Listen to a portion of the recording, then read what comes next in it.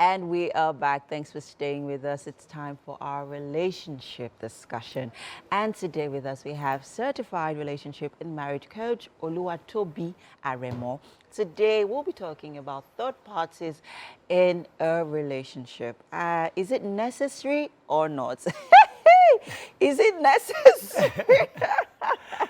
You are welcome to the Thank show. you for having me. Oh, I can imagine a lot of people gleaning, in right now, like, oh my God, I really need to, be a part of this conversation. You really need to listen to this conversation. Okay, now let's get right into it. Yeah, I believe that there are, first off, let's establish what third parties are. Okay. And then the roles that they play, because there are different third parties. Yeah. There's in-law third party. Yeah. There's an affair third party. Yeah. There are counselors third parties. There are friends third parties. Yes. So there are different roles. So tell us who a third party is, and then the different roles that they play. Okay. So a third party is someone or something, but we'll just keep it to someone, a person now. Okay. A person that has the capacity to influence the decision making in a relationship or marriage. Aha. A person that has the capacity to influence how you make decisions, the quality of decisions you make in your relationship or in your marriage. And like you said, this could be your friend, this could be your in-law, this could be a counselor, this could be a religious leader, this could be, so it's different levels. Now, so the question of is it necessary or not does not have a fixed answer, except you look at who is the third party. Okay? Now, maybe I should add, before you get to is it necessary or not, Okay. why are they important? Because they have to be important for them to be necessary. Okay. Why are they important? Okay, so as I'm saying now, for example, in-law, for example, you married into a family and the in-law were there. They've always been there. Now you're not going to delete them because they've always been there. However, the in-law as a third party in a marriage or relationship is not necessary. In the sense that, I think I've seen something online where there was a tweet about a man arguing with his wife about what his mother said, what his mother said that was going to stand. Now, such situations are wrong. They are things that destroy homes. So in that case, your in-law, if you're going to talk about third party being necessary, your in-law is not one of the third parties that should be necessary in your marriage. Okay. Your friend is not even one of the third parties that should be necessary in your marriage. Why? When you talk about in-laws and friends, they have the capacity to be biased. So rather than think about the health of your relationship or marriage, they are thinking about you only. Okay? So that's one part. Of course, there are now those that could be jealous and have beef for you or something. But usually there's no constructive feedback from these people because they are biased in their ways. So the third party is like when you're playing card. When you have joker, it's like it helps with your play, even though you may never use it. But knowing that you have that joker helps with your play. So that is actually the role of the third party. So this third party that is necessary is just usually, what are they for? For basically guardians. Sometimes some couples would have been able to scale through certain situations if they just had the right person to speak with. I've had the opportunity of speaking with some people that I look at two of them, those in relationship, I know that they're going to work. We talk about it, we give a few pointers to use, but they decide to break up. Some that came and they feel they want to end it, and a few pointers, and they are thriving. So in the end, even the role of third party is not to impose. It's still the job of the couples to decide on what they want to take. So the third party is basically to offer guidance, but in the selection, the third party that is necessary must be someone that the couples decide together that this is the person that want to have a voice over our relationship. So the husband can think that Mr. A is who I want. The wife thinks that Mr. B is who I want.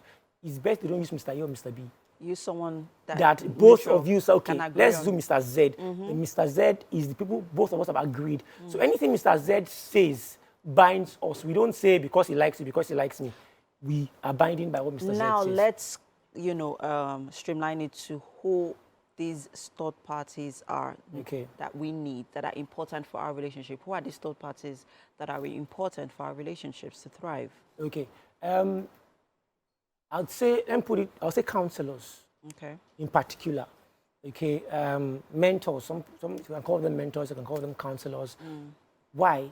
Because it's just like how you do business, and then maybe there's a financial mentor, somebody that has had an experience before and can guide you.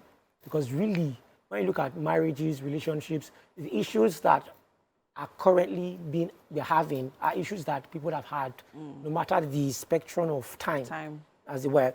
Okay, so having the privilege of foresight can help save relationships and marriages. So that is the role of the counselor. That is the role of the counselor or the mentor, depending on what name people want to have it. Okay. Now, sometimes people say, but come on, my mother knows me, or my daddy knows me. And they've been married for maybe donkey years. Exactly, and their marriage is good, it's beautiful, and I know that my daddy has my best interest at heart. That is good, okay? But that is just you. You're talking about your husband, your fiancé or something. Okay, so it's always best that even if your parents are having the greatest relationship in life, because the issue is when you go to them about an issue, because that's really there. If everything is rosy, you don't exactly need a counselor. Well, not exactly, because there's something called marriage enrichment to make your marriage better and all that. But generally speaking, you don't need a third party or say there's an issue. Now, when you talk about this, it will to a family member, a friend. By the time you, the boyfriend, girlfriend, fiancé, husband, wife, have moved on and forgotten, they still remember. Okay, so then you're at a meeting, a party, and then they are looking at your spouse with the eye of, now you do my babe dating like this. Kind of thing, do you get? right? But you get to have moved on. But the lingering... because they're still human. Yes, they're still human. But if it's somebody that does not have that kind of attachment... Like a professional. Yes, that kind of bias, you are sure that whatever you've come to tell them, because they are particular about your relationship. Yes. When they see you are working, they're happy. The issue doesn't have to come up again. But then there are people who may not be able to afford to see marriage therapists, right? What would you suggest, or what would you advise that they do or that they seek consult with? Okay, so usually one way, another people that I think that works is religious leader. Now, this is dicey. Exactly. Actually. Okay, dicey as far sometimes some advice, counsels are given based on the experience of that leader rather than what is applicable to your own marriage. Okay, so one of the things you can use to check, when you check through your life, who has been consistently involved in ensuring the both of you work. Okay, who has been particular about how your relationship work, your marriage work. So who can tell you the truth, even if you are the one at fault. That can be someone that you can speak with. Sometimes people also want to use social media advice. Maybe somebody asks a question, then somebody puts up a random answer. It's very delicate when you use random answers on social media to apply to your life. Marriage. It can mess up different things. So that is really not a good thing to do. Mr. Aremo, thank you so much. It's always a pleasure having you here. I'm so glad that you were able to, explain in detail what and who a third party is and what role and, those that we could, that are necessary for our relationships to thrive. Thank you so much for doing this with us. And if you have any questions, well, you can reach us on all our social media platforms at TVC Connect. Mr. Aremo, of course, will be there waiting to attend to them as well. Okay.